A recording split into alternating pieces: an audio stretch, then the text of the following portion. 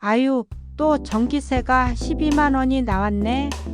작년 여름 경기도 부천에 사는 68세 이분자 어르신은 에어컨을 하루 2시간밖에 틀지 않았는데도 전기요금 고지서를 받고 깜짝 놀랐습니다.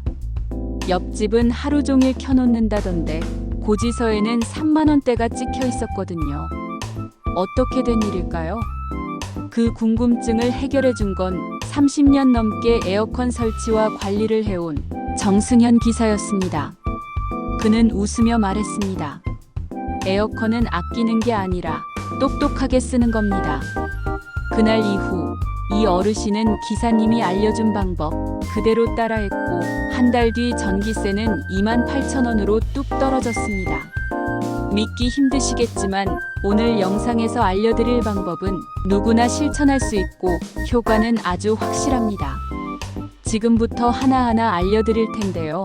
중간에 끊지 마시고 꼭 끝까지 봐주세요. 이 정보는 단순한 팁이 아니라 실제로 전기요금을 절반으로 줄인 분들이 계신 검증된 방법들입니다. 혹시 주변에 전기세 때문에 에어컨을 아껴 쓰시는 분이 있다면 이 영상 공유해주세요.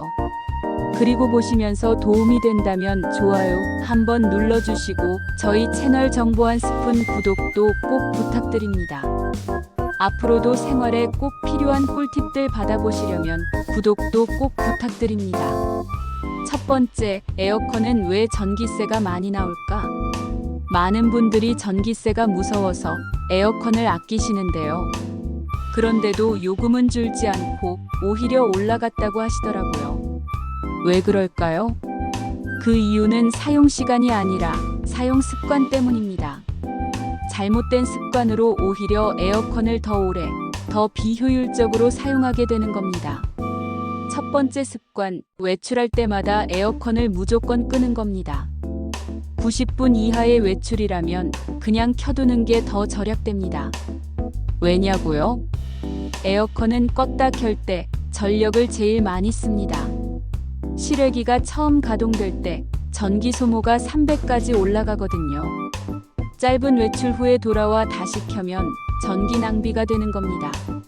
차라리 일정한 온도로 계속 유지되게 켜두면 실외기가 자주 꺼졌다 켜지지 않아서 오히려 전기를 아끼게 됩니다.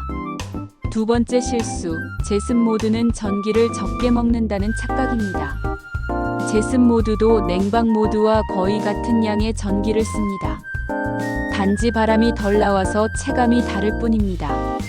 그래서 조용해서 절약되는 것 같지만 실제로는 실외기가 동일하게 작동하기 때문에 요금 차이는 거의 없습니다. 그렇다고 제습 모드를 쓰지 말란 말이 아니에요. 장마철처럼 습도가 높은 날에는 처음 12시간 냉방으로 돌리고 이후에 제습으로 바꾸는 게 가장 효율적입니다. 이렇게 하면 시원함은 유지하면서도 눅눅함을 잡을 수 있어 쾌적한 실내 환경을 만들 수 있습니다. 두 번째, 바람 방향과 설치 위치가 요금을 바꾼다. 같은 모델의 에어컨, 같은 평수의 집인데도 전기세는 5만 원 이상 차이 납니다. 왜일까요? 바로 바람의 방향과 바람이 나가는 공간 때문입니다. 많은 분들이 바람을 아래로 향하게 해요.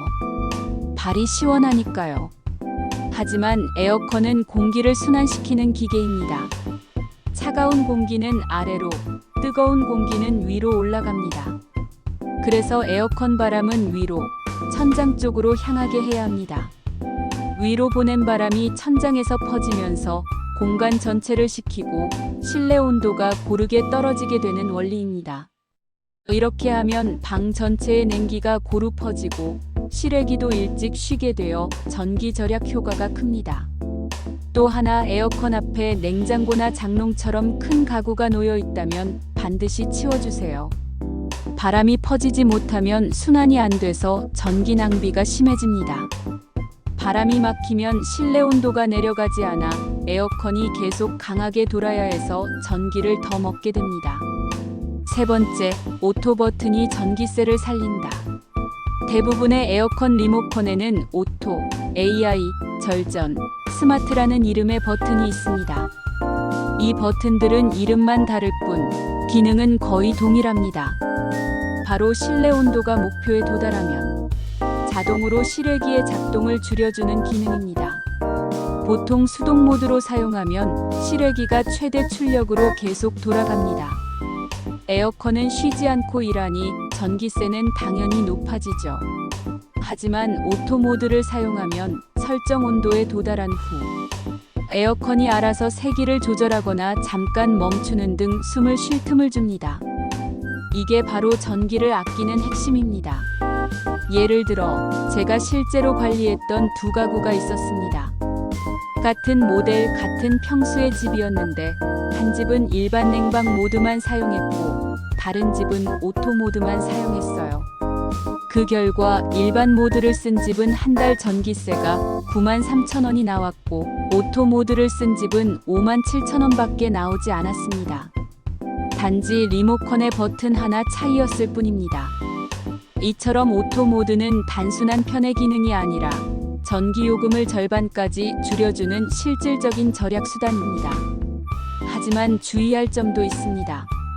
오토 모드를 켜고 처음 30분 동안은 온도를 자주 바꾸거나 리모컨을 여러 번 누르지 마세요. 이 시간이 바로 AI가 사용자의 패턴을 학습하는 구간입니다. 자꾸 조작하면 에어컨이 잘못된 패턴을 학습할 수 있어요. 또 너무 오래된 에어컨의 AI 기능은 단순한 타이머 수준일 수 있으니 그런 경우엔 오히려 기본 자동 모드가 더 나을 수 있습니다. 중요한 건 수동보다는 어떤 자동 모드든 활용하는 게 낫다는 점입니다. 오토 버튼 그냥 지나치지 마세요. 전기세를 확 줄이는 작지만 강력한 열쇠입니다. 네 번째, 햇빛만 막아도 실내 온도가 뚝 떨어집니다. 에어컨을 아무리 세게 틀어도 방이 안 시원한 이유, 바로 창문입니다.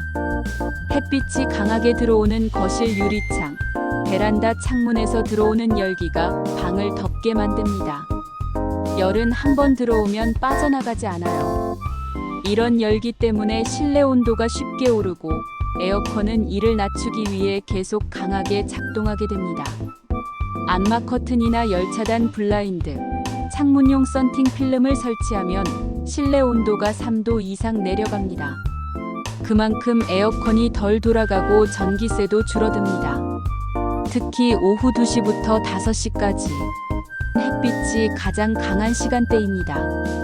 이 시간에는 반드시 커튼을 닫아주세요. 햇빛만 잘 차단해도 에어컨의 작동 시간을 줄일 수 있어 전기세 절감에 큰 효과가 있습니다. 다섯 번째, 필터 청소로 전기세를 반값으로. 에어컨 바람이 약하거나 냄새가 난다면 필터를 확인하세요. 더러운 필터는 실외기가 더 열심히 돌아야 하니 전기를 2~3배 더 쓰게 됩니다. 먼지가 끼면 공기를 흡입하는데 방해가 되고 차가운 바람도 약하게 나가 실내 온도가 잘 안 떨어지게 됩니다. 제가 실제로 필터 청소만으로 전기세를 15만 원에서 78,000원으로 줄인 사례도 있습니다. 청소 방법은 간단합니다. 전원 끄고 필터 꺼내고 미지근한 물로 부드럽게 닦은 뒤 완전히 말려서 다시 끼우면 됩니다. 10분 투자로 월 5만 원 절약입니다. 청소는 여름철엔 2주에 한 번 꼭 하세요. 특히 집에서 에어컨을 자주 쓰시는 분일수록 더 자주 점검해 주셔야 냉방 효율이 좋습니다. 여섯 번째, 정부 지원금까지 챙기세요. 이건 정말 중요한 정보입니다. 정부에서는 여름철 전기세 부담을 덜기 위해 에너지 바우처 제도를 운영하고 있습니다. 기초생활수급자, 차상위 계층, 65세 이상 노인, 임산부, 장애인 등이 대상이고 가구 수에 따라 최대 70만 원까지 지원됩니다. 이 제도는 전기세 고지서에서 자동 차감되거나 별도의 카드로 지원금이 나오는 방식입니다.